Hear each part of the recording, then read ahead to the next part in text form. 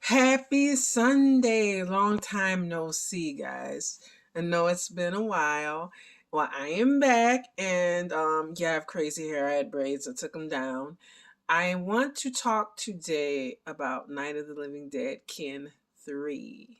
Yes, that is what we are talking about today. And I've reviewed the first two issues. I hope that you saw that. If not, they are up on the channel. You can watch them. I am loving this comic. It gives you action. What I really like about it is the fact that, like any good horror, it gives you a character or characters that you care about. In order to be, a lot of people don't understand to be invested in horror. It's okay. You gotta have those characters like, oh my gosh, I can't wait till. But you need those characters like that you root for. You need your Sydneys, you know. You need those girls that you're like, oh my gosh, I want this girl to make it. You need your Jamie Lee. So our Jamie Lee, our Sydney is Melba May. And we've been rooting for her if you've been reading it since issue 1, when the world just kind of went topsy-turvy. There's a lot of Walking Dead parallels. It's funny because the zombie genre definitely did not start with Walking Dead, which is one thing I love about this comic too. In the first couple issues, we had the acknowledgement of George Romero and his contribution to this genre, to horror in general. And which is, I mean, there would be no Walking Dead. I don't think it would have been what it was, or people would love this genre so much if it wasn't for his work. But anyway, back to the subject at hand. We have a character that we really, really root for and we really care about. We saw her in the beginning. She kind of ran off because she's upset because she felt belittled by her family, and she winds up, she's in the woods and she's out there hunting, and then she winds up being in the middle of the thick of this because her radio's telling the tale, but she's not really listening to it. And then the family, her brother and father come to look for her. This is all stuff that previously happened, just giving you a brief recap. And they wind up finding her, but things kind of go awry. Her brother gets bit, and right now we're kind of seeing her, with her brother. They get separated from the father, and they find this cabin, and they come across these people. They knock on the door, they come across these people, and there's a priest, echoes of Father Gabriel, except his name is Father Piper, and there's a woman, Miss Lucky. And so at first, the priest, Father Piper, is very cagey. He doesn't want to let Melba May in, and Mrs. Lucky is like, well, they need help. Let these people in. And so we find out their brief backstory on how they wound up in this cabin. Father Piper tells his tale that he was presiding over a funeral for a member of his congregation, and the guy just kind of stood up and he bites his son, and he makes a statement. He says, I came face to face with real evil and I ran. In contrast, we have Mrs. Lucky, who she is on her way to start a new life, where he was presiding over one that was ending. She has a new job. She's going to this town. She's driving along, and she sees someone in the road. And unlike Father Piper, her first reaction is not to run away, but to run to help. And she soon sees that this man is eating someone. So they both wind up in this cabin. And so Melba May's got her brother, and she's telling her little story too about what happened with them, and that her brother's sick. And in the midst of, everyone having this conversation, there's a knock on the door, and we get two new people coming in, two brothers, and one is a little cantankerous, and and one is a little more laid back and nice, and he immediately, it's funny because they're new and to the group, and immediately it's like when Melba May says something, it's like, well, who are you, little girl? Why should we listen to you? And once again, she's questioned, and she says, well, I've gotten this far, So we're constantly seeing her in the midst of this, being a very resourceful, very strong, but also being very human and showing emotion. She's broken down. It's realistic. It's not, as I mentioned before on one of my other videos, that kind of like Judith, where it's like she's just on all the time. I'm speaking of Judith from Walking Dead, whom I am a fan of, but I do think that there were elements of going over the top with her where it was just for anyone, not even just for a child, but for any human being in those situations. You're not going to be like, super person all the time. And so anyway, she's, telling her story, and her brother's sick. They lay him down, and the brother's, she's saying he needs medicine. And Father Piper's like, well, we looked through the cabin and we saw no medicine. And one of the older brothers says, well, we have medicine at our camp. So she decides they don't want to go, particularly the older brother. The younger brother's a little bit more helpful. But she decides, well, I got to take this chance.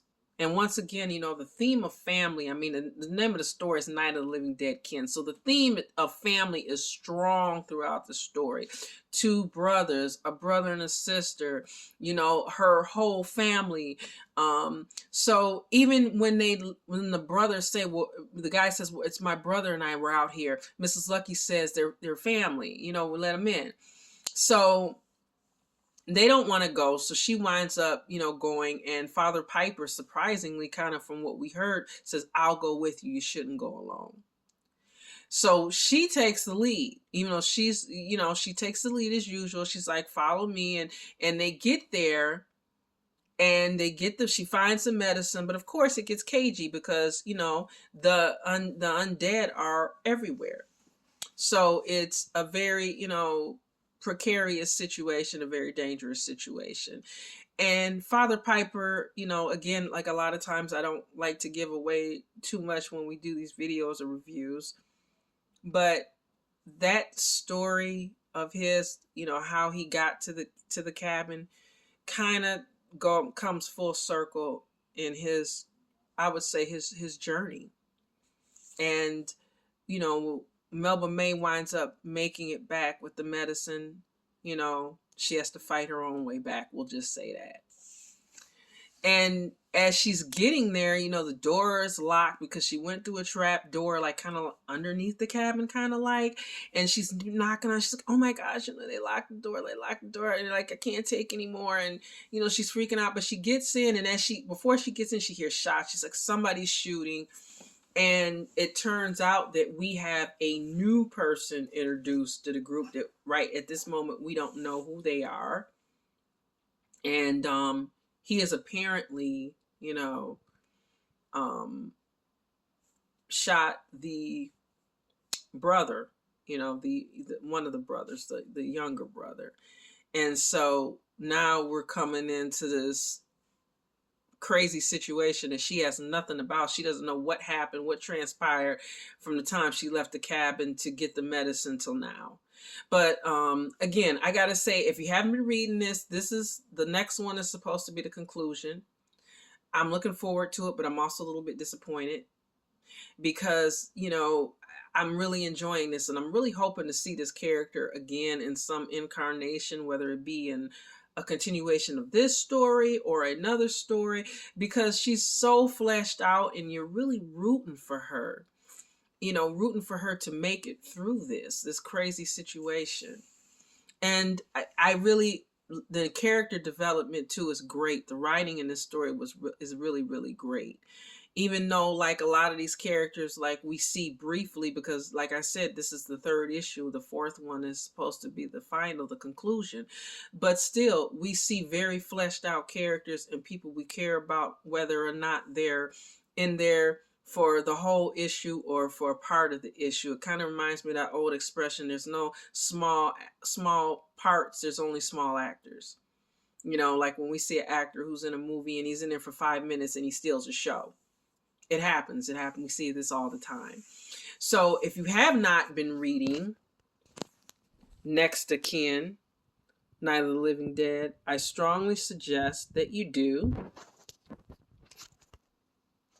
And I also want to give you a little preview of, we will be looking at the Deviant next. You guys gotta excuse me, I'm having technical difficulties here.